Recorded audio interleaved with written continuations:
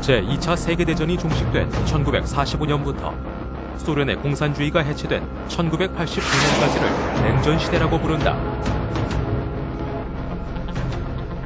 이 시기 공산국가들은 자유민주국가들을 이념적으로 와해시킬 목적으로 치열한 심리전 공작 활동을 전개하였다. 그 결과 미국은 1960년대에서 1970년대에 극심한 사회 분란을 경험하였고 1975년 월남은 패망하게 되었다. 미국을 혼란에 빠뜨리고 월남을 패망으로 이끈 심리전. 바로 소리 없는 무기, 심리전이 국가의 운명을 좌우한다.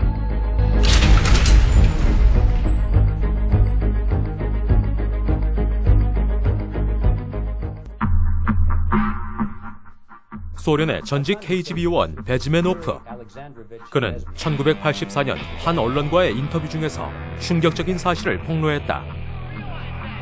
1960년대에서 70년대 미국 내에서 발생했던 반미 반정부 시위가 사실은 KGB 공작 활동의 결과였다는 것이다.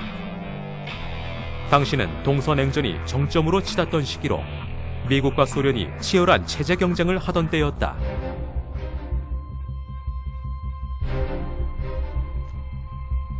소련은 미국과의 체제 경쟁에서 승리하기 위해 KGB를 이용한 대미 심리전 공작을 전개하였으며 심지어 KGB 활동 역량의 85%를 심리전 공작에 투입했다고 한다.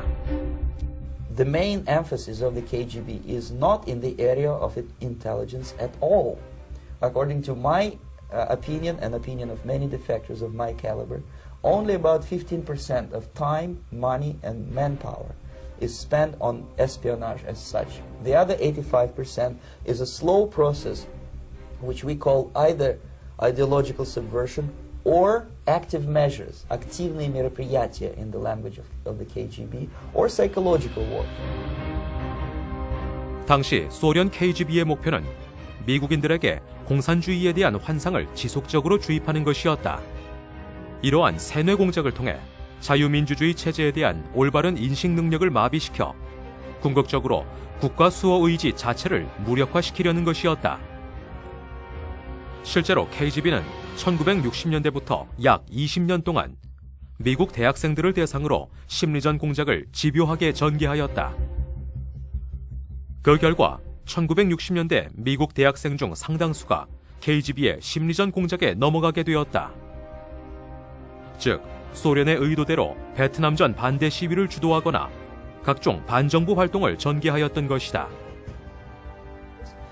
Because this is the minimum number of years which requires to 20 years. 베즈메노프는 한 번 이념적으로 오염되었던 이들이 올바른 국가관과 애국심을 되찾으려면 적어도 처음 세뇌시키는 데 소요되었던 만큼의 기간이 필요하다고 주장했다.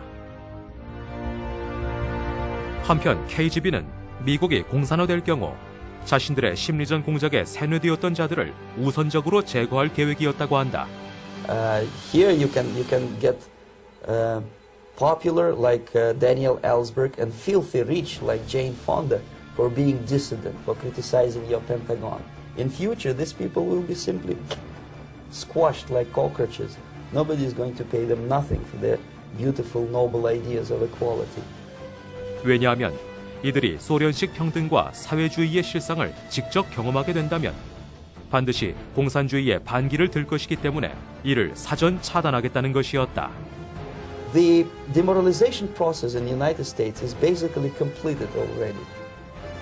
For the last 25 years, actually it's overfulfilled because demoralization now reaches such areas where previously KGB는 1960년대부터 20여 년 동안 추진한 대미 심리전 공작이 이후 미국 사회 내 도덕적 타락과 인식의 혼돈을 확산시켰다며 성공적이었다고 평가했다.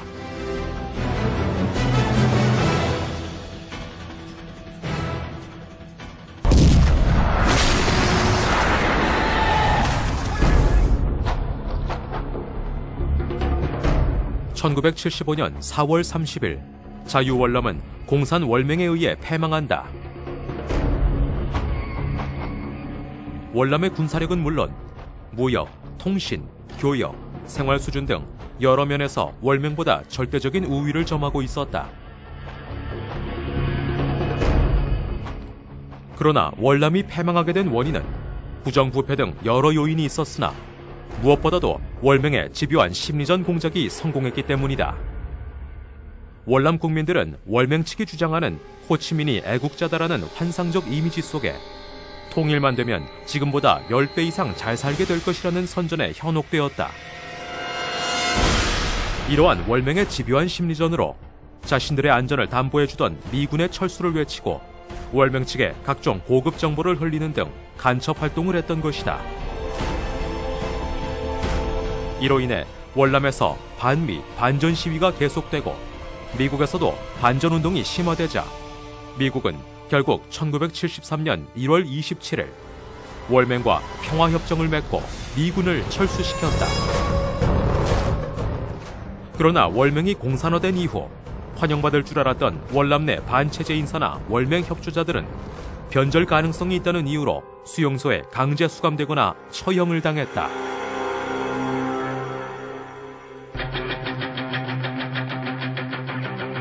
분단 이후 끊임없이 남한을 도발하는 북한. 뿐만 아니라 북한은 남한을 이념적으로 오염시켜 한반도 적화 통일 달성에 유리한 환경을 조성하기 위한 심리전을 지속 강화하고 있다. 특히 핵미사일과 함께 3대 전쟁 수단으로 사이버전을 꼽으면서 대남 심리전의 영역을 사이버 분야로까지 확대, 우리 사회 내 혼란과 갈등 조장에 열을 올리고 있다.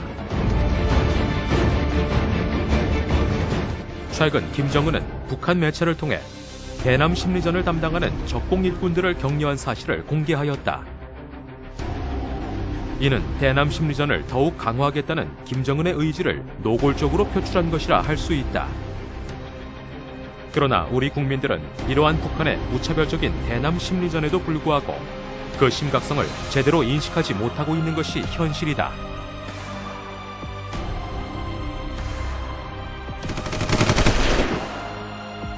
우리는 분단 이후 지난 60여 년 동안 북한의 어떠한 도발에도 당당히 맞설 수 있는 강력한 군사력과 경제력을 보유하게 되었다.